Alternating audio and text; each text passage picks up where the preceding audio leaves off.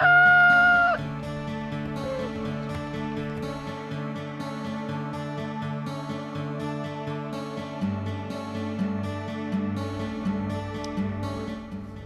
morning and welcome to the New Hanover County Schools Light and Lively Morning Show. The most entertaining, educational, and informative way to start your daily routine. This week we are thrilled to feature a brand new Student Voices as we talk with students about the crazy shopping during the holiday season. Then don't miss an encore edition of Noteworthy. Jessica Lama, an NHCS alumni, shares tips on keeping your home fire safe during the winter months. Also this morning, we've got The Buzz with some great holiday DVD selections for your viewing pleasure. Then who can wrap a present the fastest? It's the return of a morning show tradition, our gift wrapping contest. Who will win? Good morning, I'm Shannon Maines. And I'm Victoria Chang. This is the week of December 15th through December 21st, and this is the best way to start each week and every morning this December in the New Hanover County Schools, The Morning Show. Right here on the Learning Network, Time Warner Cable Channel 5, Charter Cable Channel 191, and online at www.nhcs.net. This is the third week of the month, and so in addition to the big features we just outlined, we've also got our Google Trends for 2014, reindeer cam, and a musical holiday video. Now to get our morning show started right, we swing over to our news desk where our news anchor is standing by with our first look at your school news. Good morning. Good morning, Shannon and Victoria, and welcome everyone to your school news here on the morning show. Hoggard High School's theater department earns honors at Play Festival. Wilmington Mayor Bill Sappho visited Myrtle Grove and Holly Tree Tar Heels Go Walking. Also, coming up in the news this morning, I'll have reports on a variety of stories from across the school system. Shannon and Victoria, back to you. Thank you.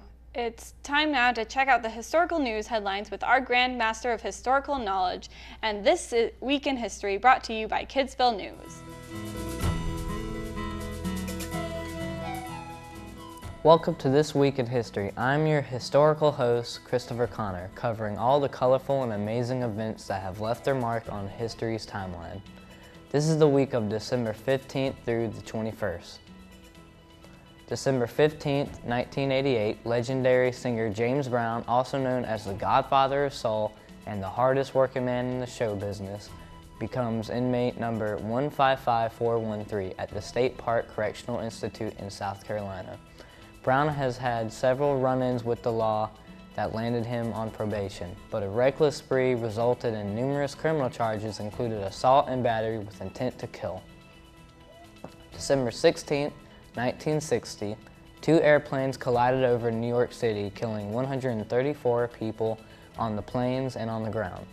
The improbable mid-air collision is the only such incident to have occurred over a major city in U.S. history. December 17, 1777, French officially acknowledges the United States as an independent nation.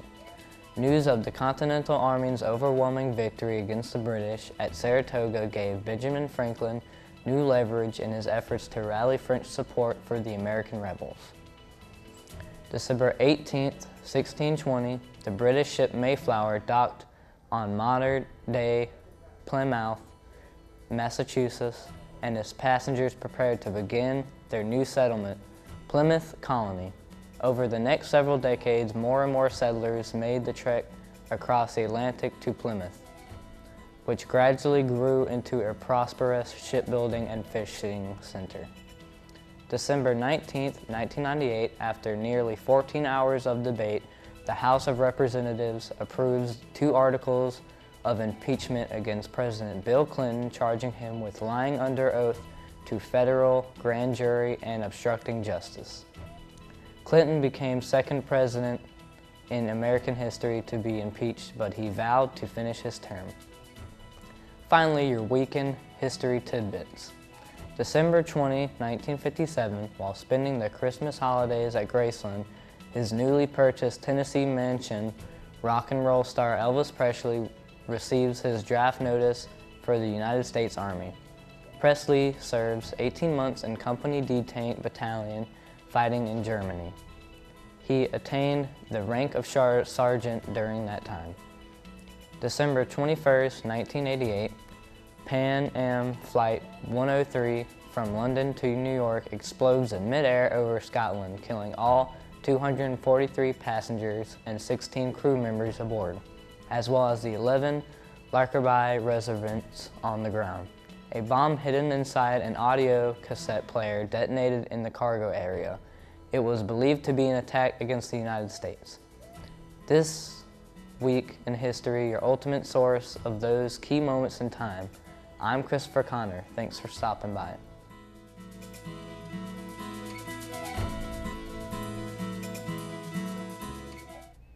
This Week in History is brought to you by Kidsville News, a fun and effective learning resource for children, teachers, and parents. It features school news, information, and local community events while promoting literacy and the development of good reading habits, character traits, and study skills in young children. And Kidsville News is always free. Copies are delivered every month to every elementary school in the New Hanover County school system.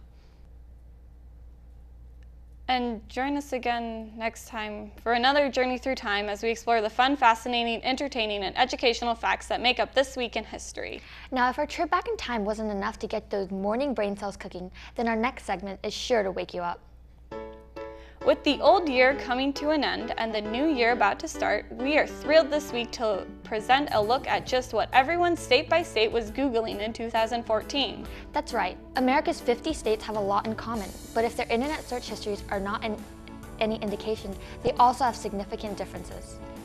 The website eStately ran hundreds of search queries through Google Trends to determine which words, terms, and questions each state was searching for more than any other in 2014. The results range from mildly amusing to completely disturbing. Let's take a look at some of those states, including our own. It's totally amazing what people will search for on the internet.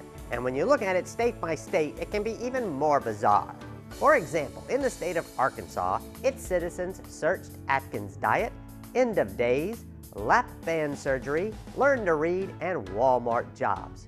It is really amazing, with learn to read as one of the most searched for topics, that the citizens of Arkansas are even able to use Google. The strange mix of people on the West Coast clearly have a variety of issues that they struggle with.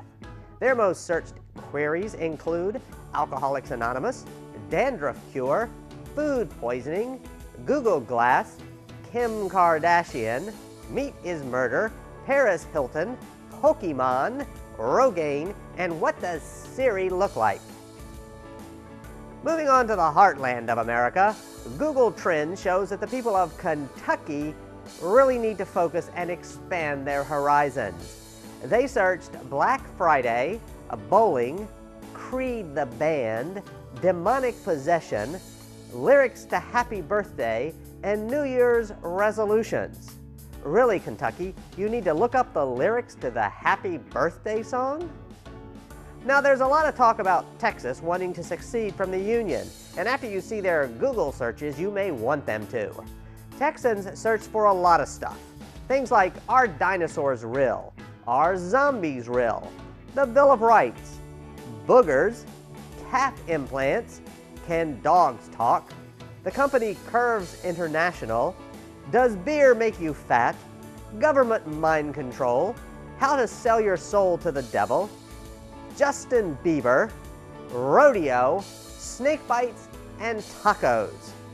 I want to add that we edited that list to a more family-friendly version. Finally, since we don't have time to review all 50 states, we need to take a look right here in our own home state. In 2014, the good Tar Heels of North Carolina searched for the following topics: barbecue, Charles Barkley's golf swing, the band Whitesnake, and Yo Mama jokes. Thank goodness our search list makes us look somewhat normal. Reporting for the morning show, this is Rick Rogers. Back to you. We both looked at the whole 50-state list prior to the show. Have you ever searched for anything of the things you saw on that list? No, I did not.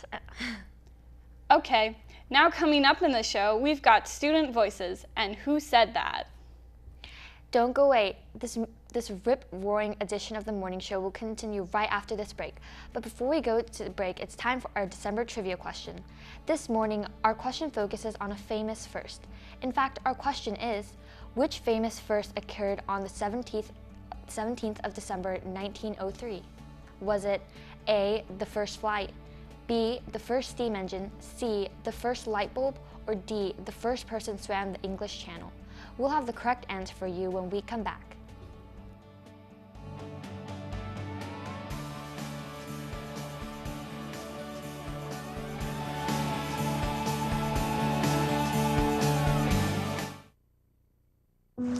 Hi, my name's CJ. A few years ago, my father became seriously ill. I did what I could do before he passed, but it took its toll. I lost my job, my house. I'm getting back on my feet, but I don't know when there'll be food on the table. How'd I do, CJ? We could be twins. Well, cousins, maybe. Play a role in ending hunger. Visit feedingamerica.org/hunger and find your local food bank. Welcome back to the morning show. December is the first month of the meteorological winter in the northern hemisphere. In the southern hemisphere, December is the seasonal equivalent to June in the northern hemisphere, which is the first month of summer. December is the month with the shortest daylight hours in the year in the northern hemisphere and the longest daylight hours in the year in the southern hemisphere. December starts on the same day of the week as September every year and ends on the same day of the week as April every year. December gets its name from the Latin word decim, meaning 10, because it was originally the 10th month of the year in the Roman calendar, which began in March. As you heard earlier in This Week in History, the month is full of historical events, but which famous first occurred on the 17th of December, 1903? Was it A, the first flight, B, the first steam engine, C, the first light bulb, or D, the first person to swim the English Canal? If you guessed A, the first flight, you are right. On December 17, 1903, Orville Wright piloted the first powered airplane 20 feet above a windswept beach in North Carolina. The flight lasted 12 seconds and covered 120 feet. 3 more flights were made that day, with Orville's brother Wilbur piloting the record flight lasting 59 seconds over a distance of 852 feet. The U.S. states of Ohio and North Carolina both take credit for the Wright brothers and their world-changing inventions. Ohio because the brothers developed and built their design in Dayton, and North Carolina because Kitty Hawk was the site of the Wrights' first powered flight.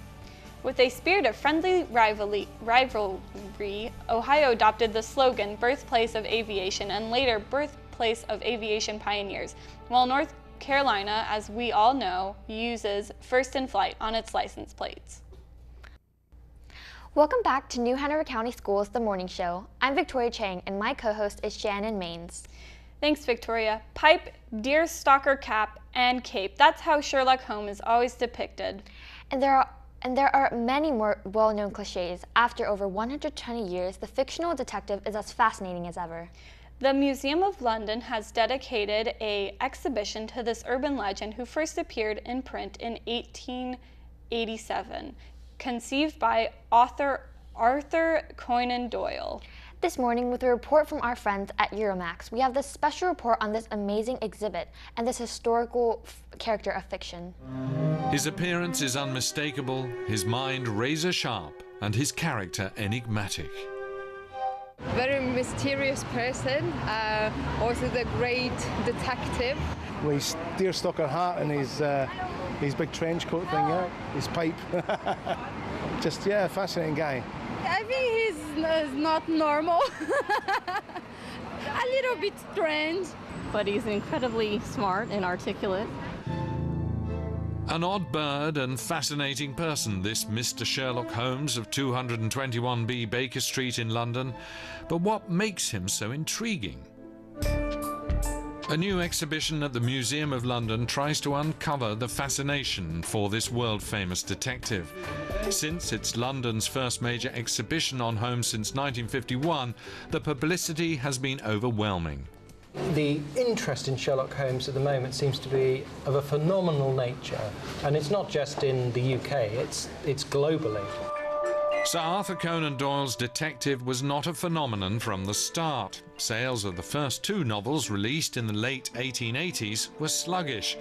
But when London's Strand magazine began to serialise the stories, that changed. It may have had something to do with the illustrations, the first to show Holmes in a deerstalker hat and coat. These are never actually mentioned in the books. One of the first to see the show was well-known mystery writer Anthony Horowitz.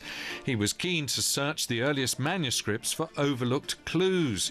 He discovered that Conan Doyle rarely pulled off the perfect crime story on the first try. This is extraordinary. It's fantastic. This dates from 1886, and it's a piece of paper written in Doyle's own hand. And this is where Sherlock Holmes begins. It's the first page of A Study in Scarlet, or Tangled Skein as it was called at this time. And it's got 2 characters on here. One is called Sherrinford Holmes, and the other is Ormond Sacker. And of course, they later became Sherlock Holmes and Dr. Watson. And just think to yourself, if he hadn't made those changes, would the books have succeeded so well? Anthony Horowitz has a very special connection to the iconic detective. He's just completed his second Sherlock Holmes novel, Moriarty, with the blessings of Arthur Conan Doyle's heirs. Horowitz is fascinated with Holmes' character precisely because it's so complex. He's a very difficult character. He's aloof, he's cold-blooded, he's disorganized, he's a drug addict. He's many things. He's not exactly a very warm human being. And the genius of Doyle was to put next to him in this little house in Baker Street the warmest, most affable, kindest, most generous, most agreeable Dr. Watson. By the early 20th century, the world of Sherlock Holmes was already leaping off the page and into the first stage and screen adaptations. Look, Watson, look. The Tower of London. Sergeant Bullfinch. Moriarty without his beard. Through the decades, Sherlock Holmes has kept adapting to changing tastes and audiences.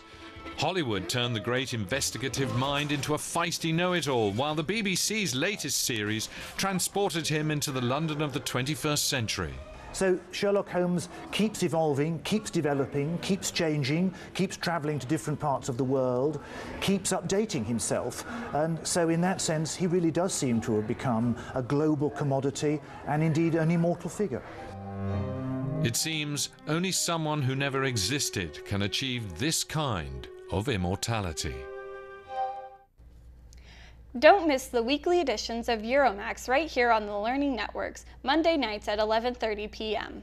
It's time now for more news, so we switch over to the news desk for more of your school news. Good morning and welcome to your school news on the morning show. The Theater and Technology departments at Hoggard High School earned several honors at the regional level 2014 North Carolina Theater Conference High School Play Festival and were among 16 schools selected to advance to the state level of the festival last month. The theater program, led by theater teacher Allison Collins, made the school and community proud with their presentation at the Fortress at the festival. David Jackson, career and technology education teacher, and his construction students helped design the set and props for the Fortress. The Theater and Technology departments brought home the following awards at the regional level. Excellence in Ensemble Acting for the cast of Fortress. Excellence in Acting honors went to Savannah Daughtry, Colby Burton, and Ethan Golden. Theater teacher Allison Collins won Excellence in Directing, while Design and Production awards went to Isabel Brown, Liz Combs, and Zane Griffin. It was amazing. It was just like the best moment of my entire life, aside from actually winning, our whole play winning. But it wasn't like the Academy Awards. You just go up and accept it. And I don't really know how to describe it. It was just so amazing. And I was really excited because I haven't been recognized for anything so far, and it's my second year at NCTC, so it was a great experience to have. NCTC has served the leader of statewide theater industry since 1970, working to strengthen and support theaters, schools, students, and artists with professional development events, education programs, and advocacy efforts. The organization produces several events throughout the year. In other news, Wilmington Mayor Bill Saffo spoke with students at Myrtle Grove Middle School. Saffo and Principal Highsmith were friends during their college years at UNCW. A native of Wilmington, Saffo graduated from Hoggard High School in 1978 and went on to receive a Bachelor of Arts degree from UNC Wilmington. The mayor talked with the Myrtle Grove students about his works as a real estate agent and his civic involvement with the Community Boys and Girls Club and the Rotary West Club. Mayor Saffo also spoke with the students about his role as the mayor of Wilmington, the importance of good government, and their role in helping to make Wilmington a stronger community. The students had lots of questions and were excited to have the mayor of Wilmington visit the Grove. The third grade classes at Holly Tree Elementary School recently participated in the Tar Heels Go Walking field trip. This field trip gave students the opportunity to visit various locations in downtown Wilmington, such as the Bellamy Mansion, City Hall, the New Hanover County Library, Thalian Hall, and the Fire Department. As the strolling Tar Heels weaved their way from the Fire Department to the Riverfront Historic Wilmington Foundation, trained guides filled in the blanks with talks about historic buildings, the growth of the city, architectural details, public art, and the diverse history and character of our fascinating river city.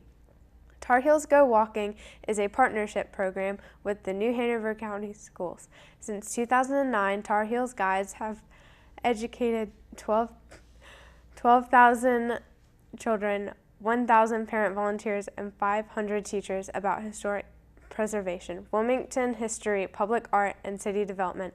This educational initiative received a Gertrude S. Caraway Award of Merit for Outstanding Achievement from Preservation, North Carolina in 2010. For all of the latest on New Hanover County Schools, join us on weekdays here on the Time Warner Cable Channel 5, Charter Cable Channel 191, and online for your school news, a complete half hour of all the latest news and information from New Hanover County Schools. Shannon and Victoria, back to you. Thank you. Now, Britton, coming up in the show, we've got Noteworthy and Student Voices. Don't go away. This rip-roaring edition of the morning show will continue right after this break. But first, we swing over to the Earth Cam, where they have set up a live streaming camera in the North Pole so we can keep an eye on Santa's reindeer. We haven't spotted Santa or any elves strolling through the chute, but we have seen plenty of reindeer. The story that Santa Claus lives at the North Pole was the creation of the artist Thomas Nast. His Christmas image in the Harper's issue dated December 29, 1866 was a collage of engravings titled Santa Claus and His Works, which included the caption Santa Claus and Clausville, NP. A color collection of Nast's pictures published in 1869 had a poem also titled Santa Claus and His Works by George P. Webster, who wrote that Santa Claus's home was near the North Pole in the ice and snow. The tale had become well known by the 1870s. A boy from Colorado wrote to the children's magazine, The Nursery, in late 1874 saying, "If we did not live so very far from the North Pole, I should ask Santa to bring me a donkey." First time I saw my house, I couldn't believe this had happened. Everything was moldy and disgusting. A lot of things have disappeared. Everything's getting bulldozed down. Our school was made into like a shelter. People around the parish didn't have transportation or couldn't really get out. They went there for last resort. Some people, they were very sick. Some people died in there. Since the storm, our family got a trailer. Classrooms are packed. One of my classes has 62 kids in it. I was very excited knowing that my school was opened again. It was like my second home. I love it there. Welcome back to the morning show. The holidays are here, and in addition to festive time with family and friends, but for most of us, it means shopping. We're tempted by Black Friday and Cyber Monday sales. Layaway offers and many time sales are so good, we veer off our gift list buying items for ourselves. What is the holiday season really about? This week in Student Voices, we asked 4th and 5th graders at Sunset Park if they think Americans focus too much on shopping during the holidays.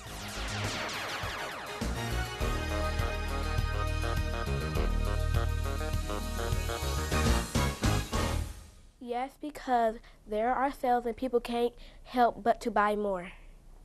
I think people do focus too much on shopping during the holidays, especially on Christmas, because most of the holidays are not all about gifts. I think it is about cherishing the time and the memories you have with your family. No, because they just want their kids to be happy during the holidays. It's because it's mostly about spending time with your family, and you can spend money on gifts, but I think it's better for you to spend more time with your family. Yes. One, because every time after the holidays, we like go shopping sometimes. Every time we go there, there's like a billion people there. The stores are too crowded, we can barely get anything. Yes, because they try to make their family happy with gifts, and Christmas is not about gifts, it's about spending time with your family. Yes, I do think they focus too much on the shopping for the holidays. You should be focused on Jesus and his birth and giving gifts, not getting them. Yes, I do think that they focus too much on it, but they end up spending way too much money. Yes, because around the holidays, the prices go down, and that makes parents want to buy more. No, not really, because I just think that they want their whole entire family to have fun, and so they can spend time together like Thanksgiving, so they can have a great feast and everything. So the whole entire family can be happy, not just one person.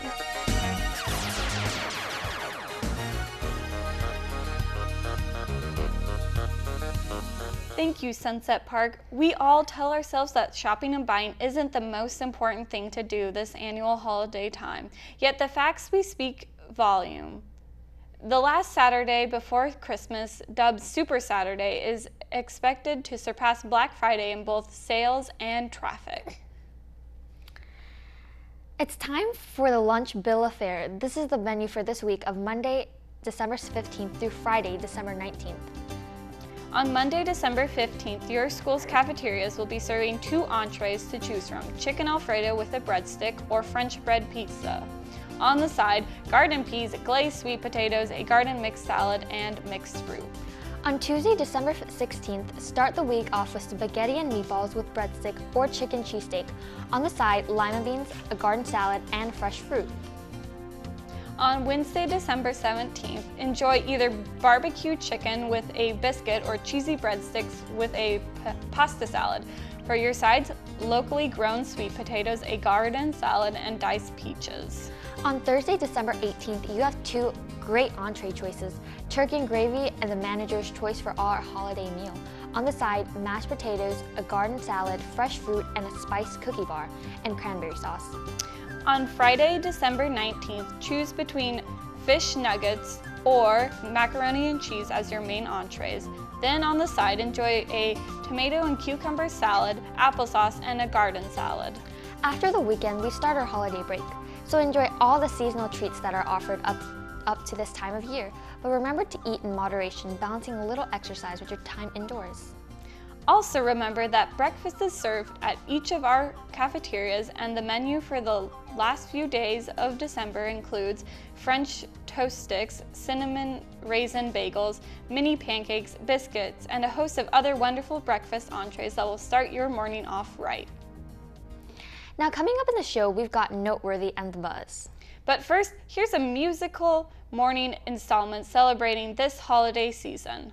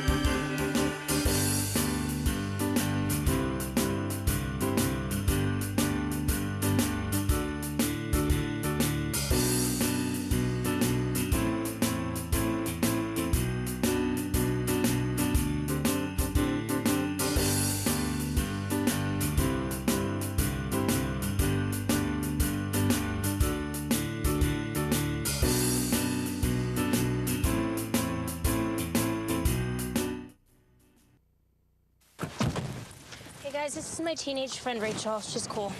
Hey. Hey, could you watch the road? Hey, could you watch the road? Okay. All right, well, if we die in a car crash, I want to donate my eyes to my neighbor, Gary. He has a boat, and he sails all around the world. I would love to see that. I don't know if he actually needs eyes, but who would turn on a free pair of eyes, right? Who's that rich? Welcome back to the morning show. In the winter months, our heating, lighting, cooking, and holiday activities increase drastically, and with them, the risk of residential fires. This morning, we pulled from the archives of most of our informative and noteworthy segments. Jessica Lama, with the help of the New Hanover County Fire Department, provides facts and tips about the threat of home fire and how to avoid them.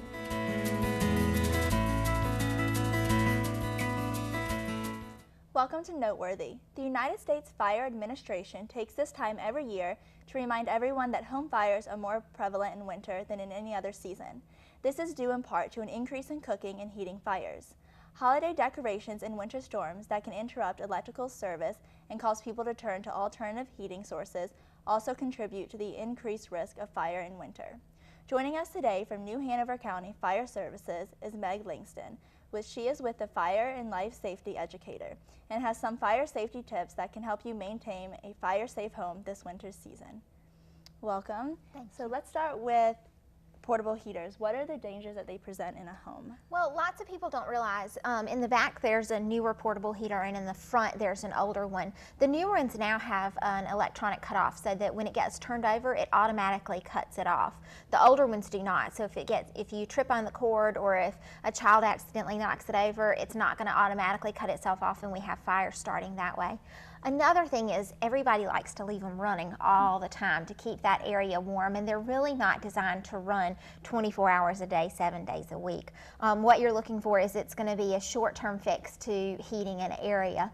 The thing that we see most of all is that people put them too close to things that are going to burn, whether it's their chairs or their furniture or whatever they're sitting in or around, they're putting them too close. So we recommend a 3-foot radius, which is the length of a yardstick, around your portable heater if you're going to have it in your house. Okay, and candles seem to be used more in the winter as well. Do they pose a threat? Sure. Well, candles are all the time. People light candles and they don't even think about the fact that they're burning. They forget about them. Sometimes they're going to be like this one where they're down deep and the wick is down there and they think, well, that's not going to get out of control. But it really is. Those candles are something that can quickly and easily cause a fire because it is an open flame. There are now candles out there that if you want to use them for the holiday season and you want to have them lit a lot, that are these that have a battery operated. So they're not going to actually cause a fire. And we still recommend, even if you're using little candles, that you put them in something deep so that the flame is not outside of where the candle would be. Okay, and what are some holiday fire dangers? Well, we have some lights here on the table, and that's usually one of the biggest things that we have is people stringing lights together, maybe too many strands of lights together. Always read the manufacturer's instructions. They're going to tell you exactly how many sets of their lights. You can even tell a difference in the density of the cords. Some are really thin and some are going to be thicker. So really read the manufacturer's instructions. Don't plug too many of those Christmas lights into each other. Okay, and are extension cords safer now than they were in the past? Well, one good thing out there is that we have these heavy-duty power strips. So the cord is going to be thicker. There's a heavy coating plastic on them, and there are multiple plugs in them. This is going to be something that you used to find. I mean, they're still out there now, and they're a dime a dozen. You can get tons of them. People string them together. The problem with this is it's usually about the same amount as your cord that you would use to plug whatever in. So for one single thing that you were going to plug in, if you absolutely had to, this is okay. We don't recommend that you use this. What we want you to use is go with a power strip, or a surge protector is even better. A surge protector is going to help you if you try to plug too many things into it. It's going to automatically shut itself down without causing a fire.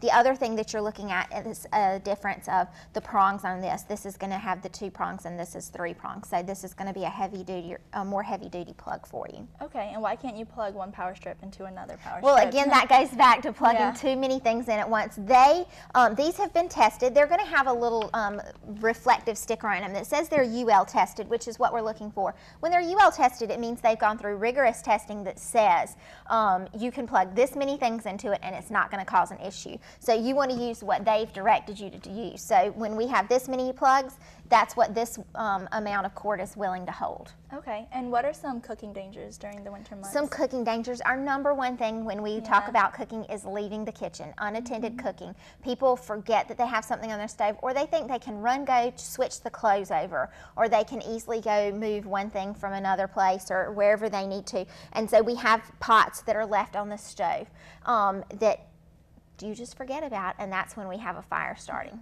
So staying in the kitchen.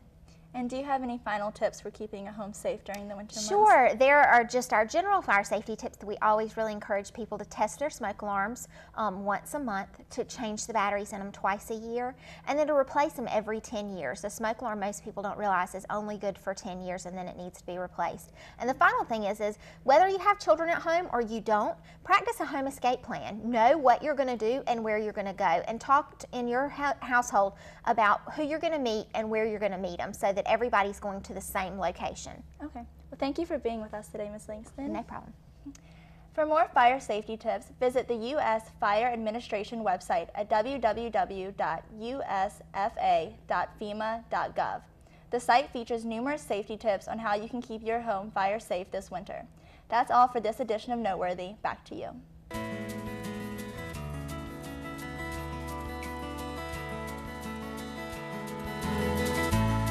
Thank you, Jessica. It's time now for your school news from our news desk. Good morning, Shannon and Victoria, and welcome everyone to your school news on the morning show. I'm Britton Kilborn. Each year, Pine Valley Elementary School partners with the New Hanover Soil and Water Conservation Educational Department in an integrated program for 4th and 5th graders. The outreach program contains the key elements of the North Carolina Science Essentials in Common Core. We get a full report on this environmental field day from YSN Report Luke Williams. Pine Valley Elementary School students took to the wild to learn about the environment in a way that was a bit more real than a textbook can provide. 4 experts from New Hanover County Soil and Water Conservation Education Department presented an environmental field day to all the 4th and 5th graders at Pine Valley. During the course of the day, students participated in lessons about wildlife, water quality, learned about soil and human effects on the environment. Everything was held outside and geared towards interaction as students handled real animal pelts, took core samples, explored the water cycle, and discovered how a forest grows and forms. I've been learning about the tree rings, how you can tell how old the tree is by that, and we learned about all the different kinds of wildlife in North Carolina. The soil station over there, I kind of thought it was interesting. You know, we were learning about different layers in soil, which different types of soil have different pore spaces, and I just thought that was kind of interesting because I didn't know a lot of that, like which has the biggest, which has smallest. Students rotated among the 4 stations, spending close to 30 minutes at each, learning about topics that tie in directly to their science curriculum. All 4 stations that students spent time at were run by people who make a living in the field they taught. Those teaching said they wanted students to come away with an understanding that learning about plants, animals, and how they interact with humans is about more than passing tests and trying to get a good grade. Now more than ever, children need to understand how the environment in which they live, play, and work functions and realize their role in the system. Environmental education is a lifelong process and important for future generations to embrace so that they can join the ranks of environmental stewards. Reporting for your school news, this is Luke Williams.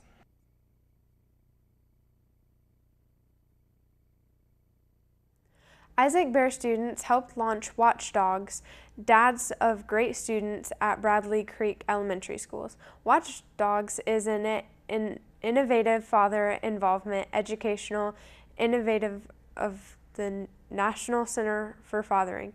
There are 2 primary goals of the Watchdogs program. 1, to provide positive male role models for the students, demonstrating by their presence that education is important, and 2nd, to provide extra sets of eyes and ears to enhance school security and reduce bullying. Currently, both middle and elementary schools in New Hanover County have Watchdogs program as part of their community-based partnerships. New Hanover County Schools Career and Technical Education Departments held a spotlight on career and technical education last week in the Dale K. Spencer Building. It was an exciting showcase that featured faculty and students from all 4 traditional high schools and early colleges. We get this report on the event from YSN reporter Heather Jensen. The spotlight was shining bright on New Hanover County Schools Career and Technical Education Department.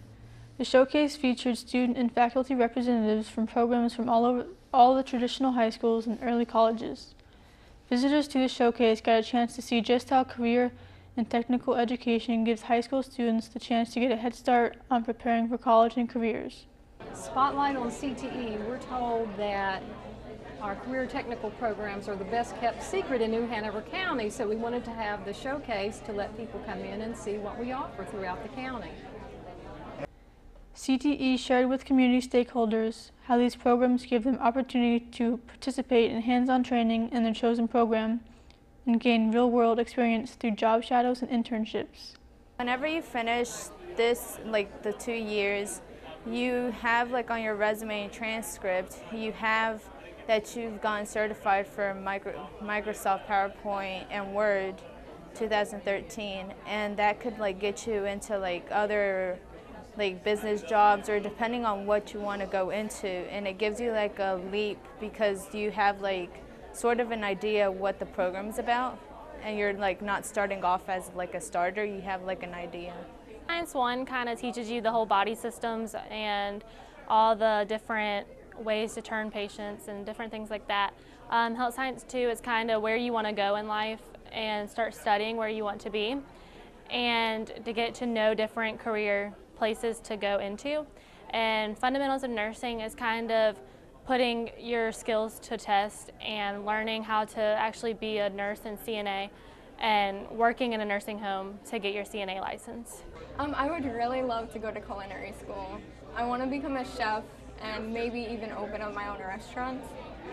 Many of the programs featured offer students the opportunity to earn nationally recognized certifications which they can use to get a job that will help you pay for college or start their own career straight out of high school. The spotlight also illuminated many of the career and technical student organizations that function as industry associations that allow students to embrace their career identity and interests with a national cohort of students. What is Future Business Leaders? Future Business Leaders of America basically connects education with business and puts them all in one spot so we can compete in competitive events. They can go from regional, state to nationals. Featured programs at New Hanover's CTE Showcase include health science, electric trades, sports marketing, biomedical, business, horticulture, Adobe Visual and Digital Design, and Family Consumer Science. I teach early childhood education, which is parenting and child development, and I make sure that students are certified in first aid and CPR, take them to the community college level so that they can move forward. They can work in daycare centers, they can move on into getting an early childhood education degree, and then possibly into a 4-year degree in teaching in an articulation agreement with the community colleges. New Hanover County Schools Spotlight Showcase demonstrated just how career and technical education programs empower students to be successful citizens, workers, and leaders in the global economy. Reporting for Your School News, this is Heather Jensen. For all of the latest on New Hanover County Schools, join us weekdays here on Time Warner Cable Channel 5, Charter Cable Channel 191, and online for Your School News, a complete half hour of all the latest news and information from New Hanover County Schools. Now back over to Shannon and Victoria for more of the morning show. Thank you, Britton. With the cold weather settling in for the holiday season, it's great to just stay indoors with family or friends, fix some popcorn or hot apple cider, and curl up with some great holiday films on DVD. Since the days of silent films, Hollywood has churned out some really great, feel-good, fun, and entertaining family fairs that remind us about the spirit of the season. This morning, our newest movie critic, Dylan Grace, joins us with a look at some great holiday movies on DVD you should be sure to check out.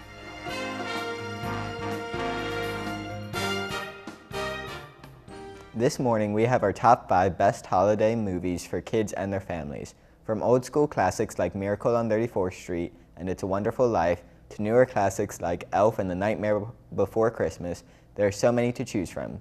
Let's get started. Coming in at number 5 is It's a Wonderful Life. This beloved classic is still popular more than 60 years after its release. The movie, directed by Frank Capra, stars Jimmy Stewart as a frustrated businessman, George Bailey, who has been tied to the town of Bedford Falls for years. When events take a turn for the worse, George considers ending his life, but his guardian angel Clarence steps in to show him what life would be like without him and all of his good deeds. Our number 4 pick is Elf, the story of Buddy, a human raised among elves, who journeys to New York City to find his true identity and his biological father, after learning he's not actually an oversized elf. Everyone will be delighted by Buddy's silliness as he explores human culture. Home Alone takes our number 3 slot. When his family heads off on a Christmas vacation in Paris, Kevin is accidentally left to defend his home against 2 bumbling burglars who are taking advantage of the fact that so many families are out of town. Kids will be impressed by Kevin's ingenuity in protecting his turf and will alternate between laughing and cringing at the slapstick violence that ensues. Our number 2 selection was not a big hit in theaters when it was released, but as serious fans of Chris Van Allsburg's Caldecott award-winning original text, we're delighted to watch this animated version of The Polar Express. Tom Hanks voices multiple roles in this memorable tale about a train trip to the North Pole and the wonder of Christmas. As seen through the eyes of a young boy, finally coming in at number 1 is A Miracle on 34th Street, a lovely classic about a 6-year-old girl, Susan, who has doubts about the existence of Santa Claus and a department store Santa, who attempts to convince Susan that her mother that he is the real deal. We strongly recommend the original of this film in black and white from 1947. Well, that's our 5 picks for this year. There are still lots of other great holiday movies we'd love to recommend. A Charlie Brown Christmas, A Christmas Story, Holiday Inn, White Christmas, The Muppet Christmas Carol, and more and more. This is Dylan Grace wishing everyone a merry holiday season in front of the big screen and at the theater. Back to you. Thank you, Dylan. Shannon, are any of Dylan's suggestions on your must-see holiday movie list? I would have to say that Elf is definitely one of those movies that I watch a lot during the holidays. It's a funny movie and it's heartfelt. How about you? I really like Home Alone, Miracle on 34th Street, and Elf. Yeah. Now it's time for Who Said That? Put your knowledge to the test as we present you with a quote and 3 possible guesses. Are you ready? Who said, sharing the holiday with other people and feeling that you've given of yourself gets you past all the commercialism? Who said that? Was it U.S. Ambassador Caroline Kennedy, former First Lady Rosalind Carter, or talk show host and comedian Ellen DeGeneres? We'll have the answer for you when we come back.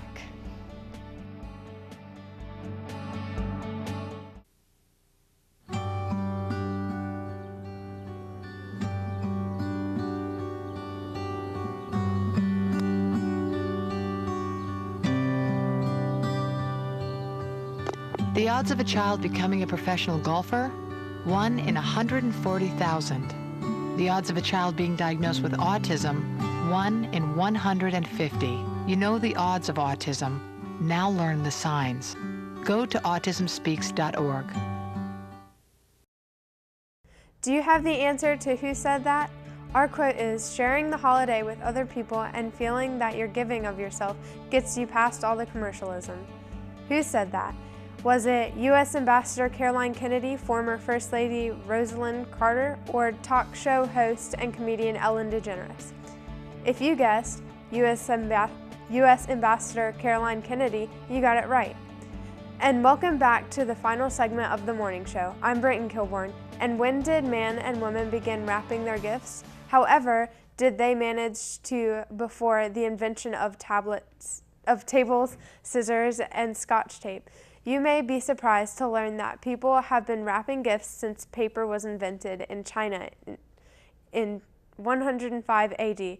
It was considered a sacred art and quite a secret for centuries, and no one knows who leaked the news, but by 800 AD, the Egyptians knew all about it, and soon it spread to Europe. This morning, in honor of the traditional art of holiday gift wrapping, we are featuring our first ever morning show gift wrapping contest. This is strictly a contest of skill. Each of our contestants have three boxes of different sizes, paper, scissors, tape, and some ribbon. The first contestant to neatly wrap their boxes and apply a cord of ribbon on them wins. Ladies, are you ready? Let's go. Right now? Yeah. Oh, goodness. I'm so flustered. Oh my goodness. Oh, Victoria's already ripping her paper. She's ahead a little. But only a little, not for long. Let's Victoria. go, Shannon. You're She's going already down, taping. Shannon. You guys are both doing really good. Keep up the good work. Here goes Shannon. My skills scissoring with the scissors her are not great. wrapping paper. Got it. Ooh, Victoria's ahead. Oh gosh, this isn't mine is neat. really messy. But that's okay. You're just saying that now. Ha-ha! Scissors. Let's go, Victoria. Don't Woo, fail and me go, now. Shannon. Ooh, Victoria's already got one done. She's up my ahead by goodness. one. wrap You got this this, Shannon. Thank you. Sesame Street paper. Nice choice. Ooh, Shannon's looks neater than Victoria's, but Victoria's faster than Shannon. I wonder who's gonna win. Oh, here we go. I can't even grab this. You're so going down, Victoria. No, you're going down, Shannon. You're going down. Can't even smack talk without it being like, ha-ha! Ooh, you guys are both wrapping really good. Yeah, I'm not really a rapper. That's okay. We can all be rappers if we want to. I think I just cut the paper.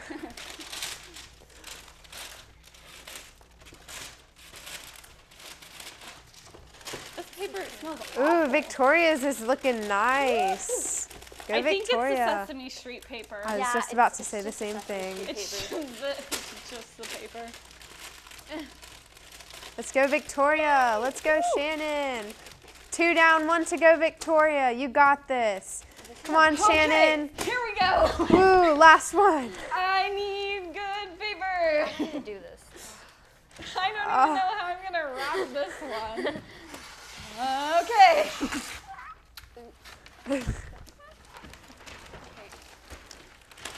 Well, looks like each of you are using a different technique.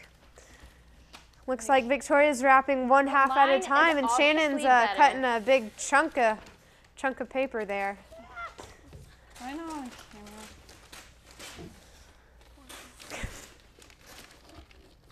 You guys have interesting methods. There we go. Okay.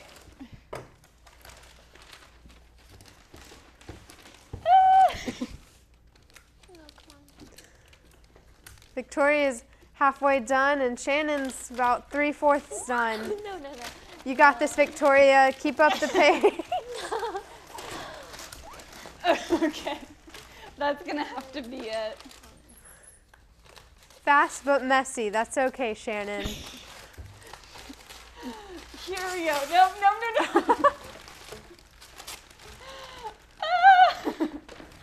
Going one piece at a time, Victoria. You got this.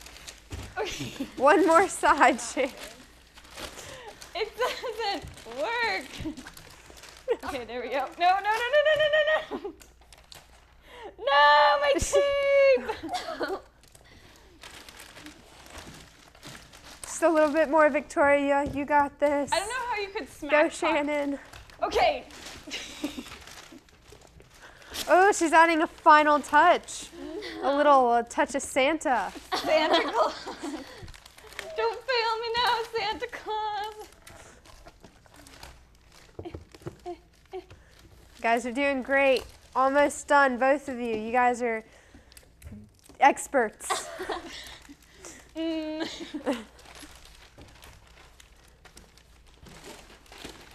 did this happen? Oh yeah, that's right. I didn't actually wrap this side. Victoria has one piece left, I think. I don't know what I'm doing. Shannon's just repairing some of her damaged sides. I don't even know what to do with this one. You go. Nope, nope, come back, come back! There, Shannon's done! Woo! You just wanted to add so much tape, Victoria, I understand. It's okay, Victoria's almost done. Let's judge Shannon's presents. Let's see. That one's pretty good. That one's pretty good. Let's see this one. They're all pretty darn good. So I think we got a winner. Well, that does it for this edition of the morning show. Remember, for the best TV of all, each and every day, keep it tuned in right here for New Hanover County Schools TV on the Learning Network. Have a great day. And a wonderful week.